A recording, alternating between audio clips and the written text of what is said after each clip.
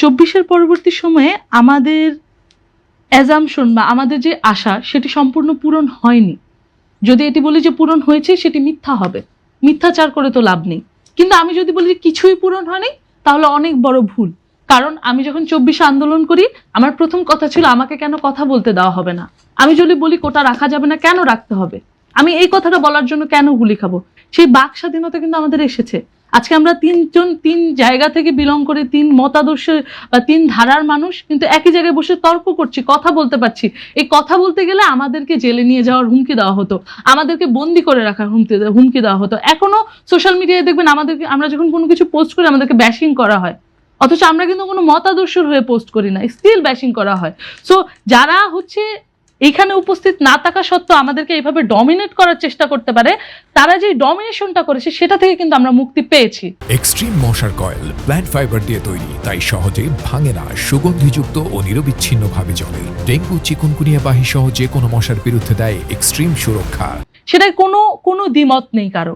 কিন্তু 24-এর পরবর্তীতে আমাদের যে ধারণা ছিল যে রাজনৈতিক যে পরিভাষা, যে মত আদর্শ, যে পারিবারিক রাজনীতি বলেন বা হচ্ছে রাজনীতিকের হচ্ছে একটা ধারায় রাজনীতি বলেন, কোনো একটি নির্দিষ্ট বিষয়কে কেন্দ্র করে রাজনীতি করা, এই জিনিসগুলো থেকে সরে আসবে। আমরা রাজনীতিটা করব দেশের খাতিরে, আমরা দেশকে নিয়ে কথা বলবো, আমরা কোনো দলের মতাদর্শকে নিয়ে কথা বলবো না। আমরা যখন হচ্ছে বলবো যে আমরা ইলেকশন চাই, সেই ইলেকশন চাওয়াটা হবে দেশের খাতিরে, দশের খাতিরে না, নিজেদের স্বার্থে না। কিন্তু দিন শেষে আমরা দেখছি যে এক গণঅভ্যুত্থানের পরবর্তী সময়েও জুলাইয়ের যারা নারী যোদ্ধা ছিল তারা কোথাও নেই। যারা হচ্ছে আমার সাথে আমার সহযোদ্ধারা ছিল, যাদেরকে আমি সামনে দেখেছি, তাদেরকে আমি কোথাও খুঁজে পাই না। 24-এর পরবর্তী পুরোটা সময় আমি নারীদেরকে নিয়ে কাজ করেছি, দীর্ঘ সময়। আমি চেষ্টা করেছি আমার প্রত্যেকটা নারী যোদ্ধাকে আমার কাছে আনতে, কাছে টানতে, কিন্তু আমি ব্যর্থ। হয়তোবা আমি আবেগপ্রবণ হয়ে যেতে পারি, কিন্তু সেটার রিজন আছে। কারণ আমরা যখন 24-এ দাঁড়িয়ে হচ্ছে স্লোগান দিতাম, তখন আমাদেরকে বলা হতো, বাহ, তোমার ভয়েস, তোমার টোনালিটি, মানে ইউ রিপ্রেজেন্ট আস। আমরা কিন্তু সামনে দাঁড়াতাম, কারণ মেয়েদের গায়ে হাত দিবে না, এটাই তো ছিল, রাইট? ছেলেদেরকে ধরে নিয়ে যেত। আমার সহযোদ্ধা, আমার ছোট বোন নুসরাত নূর, সে কিন্তু প্রিজন ভ্যানের সামনে দাঁড়িয়েছিল তার ভাইকে নিয়ে যাবে বলে।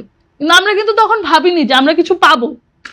কিন্তু 71-এ যেভাবে নারীদেরকে অবহেলা করা হয়েছে, নারীদেরকে প্রতিনিয়ত প্রশ্নবিদ্ধ করা হয়েছে, ঠিক একইভাবে এখনো যখন আমরা কোথাও দাঁড়াই, সেটি যেই দলের হোক, যেই মতের হোক, তার অপোজিশনে যতজন থাকে তারা সবাই হচ্ছে একসাথে ব্যাশিং শুরু করে।